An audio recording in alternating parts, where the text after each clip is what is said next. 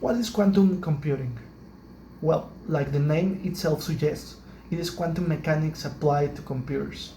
This groundbreaking technology is of great importance because it will literally shape the world. But before we get to know how it works, I'll let you know where it comes from. One of the first scientists to conceive the idea of quantum computer was the physicist and pioneer Richard Feynman in 1984 during his lecture in the Massachusetts Institute of Technology, entitled Simulating Physics with Computers. During this conference, he stated that the quantum world could not be simulated with a classical computer due to the limitations of these devices. A year later, in 1985, British scientist David Deutsch, along with Richard Hinojosa, created the Deutsch-Hinojosa algorithm that set the foundations for the quantum theory of computation. The next step for developing a quantum computing theory was given by Peter Shor, when he created the algorithm that was named after him and that allowed the user to find the factor of any n-digit number. This caught the attention of the scientific community because it could make obsolete modern cryptology if the algorithm was to be used with a capable quantum computer. For example, every time you purchase something on the internet, all the information of your credit card is encrypted by a code that is the result of multiplying two very big numbers. Conventional computers take an enormous amount of time and energy to find the factor of this operation.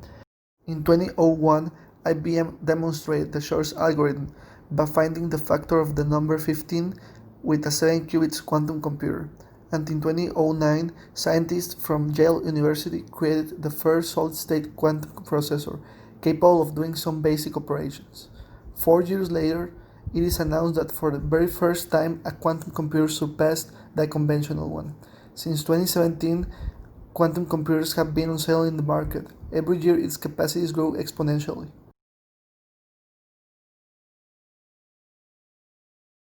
To know how quantum computers work, we need to first understand how normal computers work. The basic unit in normal computing is called bit.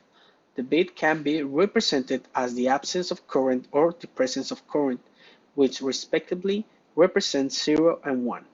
All normal computers are based in bits, but quantum computers work different and use a unit called quantum bit or qubit. The difference between these units is while bits are always 0 or 1, quantum bits can be 0 and 1 at the same time, thanks to a quantum property called superposition, which alone can upgrade the velocity of various types of calculations. Qubits can also exhibit another quantum properties like entanglement. But before we get ahead of ourselves, we need to understand the fundamentals of qubits. First, what are qubits? Qubits can be represented by the spin of an electron. To describe the spin of the electron, we will describe the experiment of Otto Stern and Walter Gerlach on the spin of silver atoms. Silver atoms can act like little magnets because they have just one electron in the outer level. The objective of the experiment was to determine if the poles of these atoms had any direction or that they were constrained to a certain one. The experiment consisted of the source of silver atoms, two magnets with opposite poles facing with the south more strong, the spin detector, and the shooting of the silver atoms between the magnets. In physical mechanics, one would expect a line in the detector because of the different orientations that the magnetic fields of these atoms could have. For example, if the atom have a horizontal orientation and the magnets vertical, the magnets will not have an effect on the atom. But Stern and Gerlach found just two dots on the screens with a 50-50 ratio. Also, they found that if you repeated the experiment 2 times, the atoms that first went up would also go up in the second measurement, and that if you put a third pair of magnets between them, but with perpendicular orientation, the electron will again reset and have a 50-50 chance of going right or left. And in the next pair of magnets, they would also have a 50-50 chance of going up or down. A very important note is that this is not caused by the strength of the magnet, it is caused by the act of measuring. In quantum mechanics, the systems are affected by the act of measuring, not by the strength of the measure. How can you represent this mathematically? It's through linear algebra. You can represent the direction you measure the spins by an orthonormal basis. In the experiment, we can use the vectors 1 and 0 up and 0 and 1 down to represent the vertical measurements. For the horizontal measurements, we can use the vectors 1/2 minus 1/2 right and 1/2 1/2 left.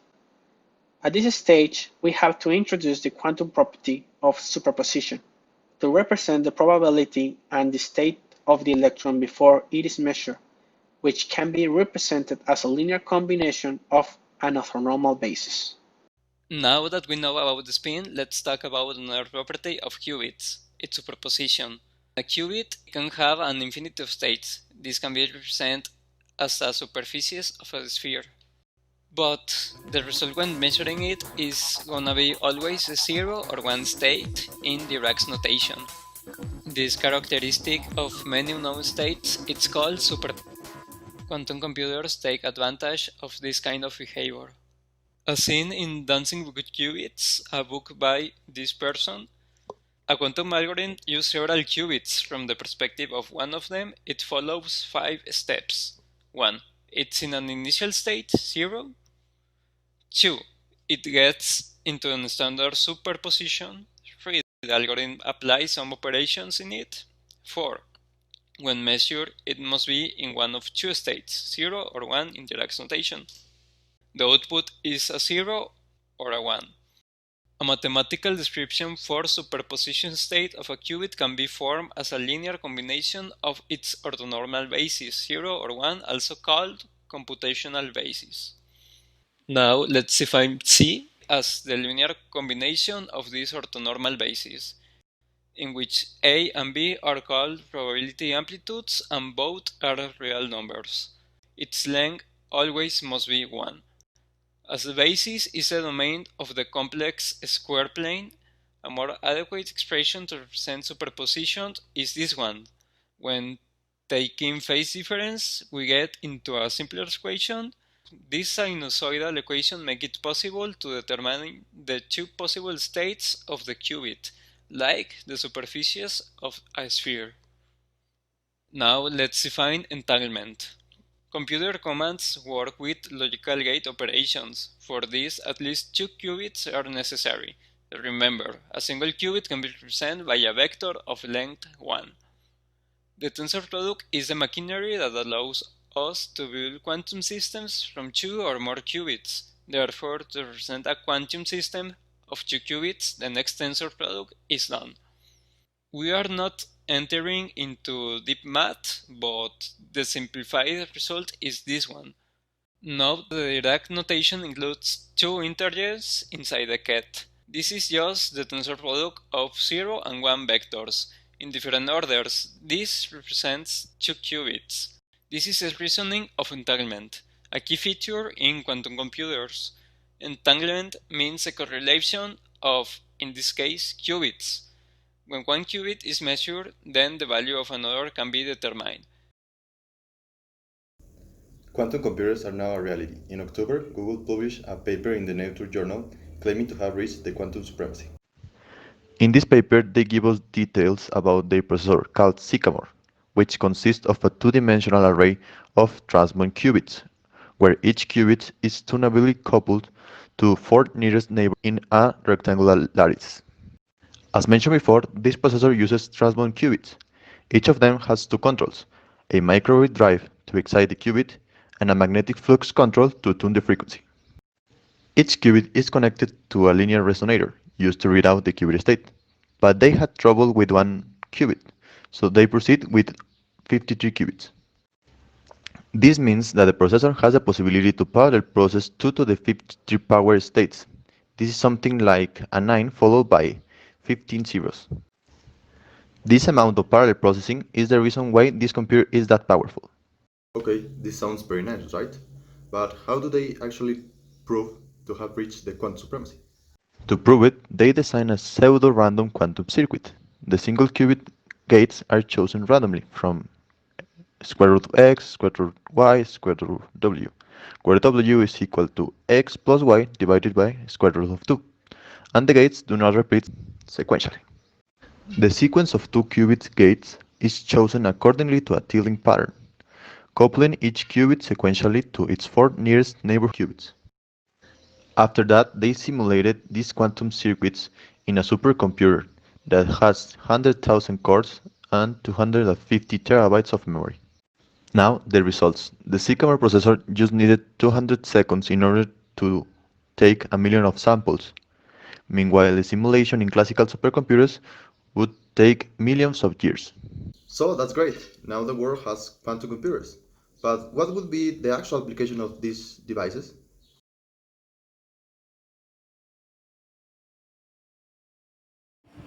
Although the total application of quantum computing is not complete, nowadays in many areas like scientific, industrial, or even financial are taking advantage of this new technology, and some of them are machine learning and artificial intelligence.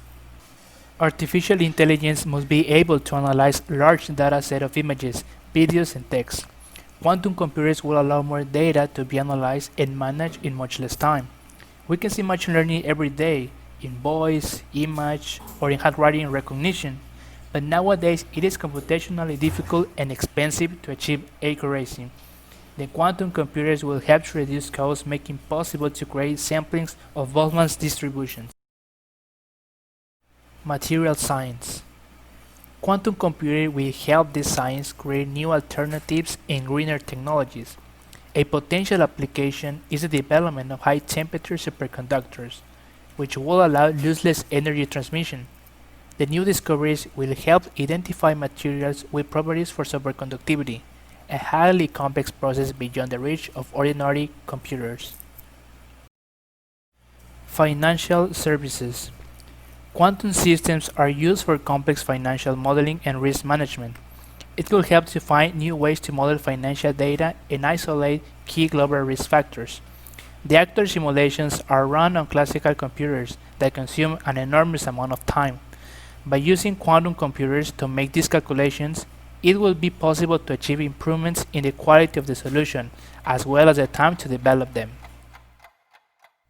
Biomedicine. In Harvard University in 2012, researchers using a quantum computer called DWAY-1 achieved to figure out how some proteins fold. Quantum computers will be able to create, simulate, and model molecular structures.